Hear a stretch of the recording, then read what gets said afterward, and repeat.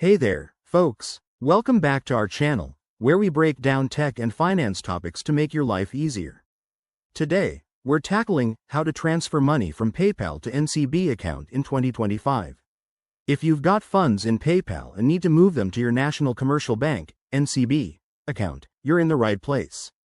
This process is super straightforward, but things might have updated for 2025, so let's get into it step by step. First off, before we start, ensure you have a verified PayPal account and an active NCB bank account. Also, check that your PayPal is linked to your bank or has the necessary permissions. It's all about security these days. Step 1. Log into your PayPal account using your email and password.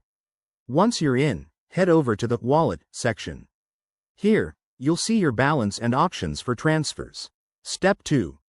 Look for the Transfer Funds or Withdraw Money option. In 2025, PayPal has streamlined this, so it should be easy to find. Select Transfer to Bank Account. Step 3.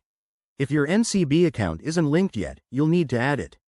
Enter your NCB account details carefully, double-check your account number and routing info to avoid any errors. PayPal might ask for verification, like a small test deposit, so keep an eye on that. Step 4. Enter the amount you want to transfer. Remember, there might be fees involved, especially for international transfers, so check the estimates beforehand. Once you're ready, hit Confirm and follow any additional prompts, like two-factor authentication for extra security.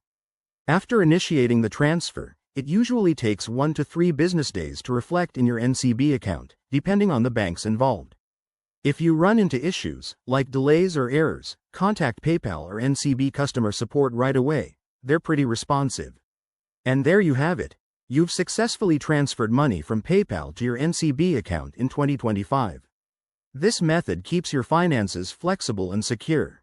If you found this helpful, smash that like button, subscribe for more tips, and drop a comment below if you have questions. Thanks for watching, and see you in the next video.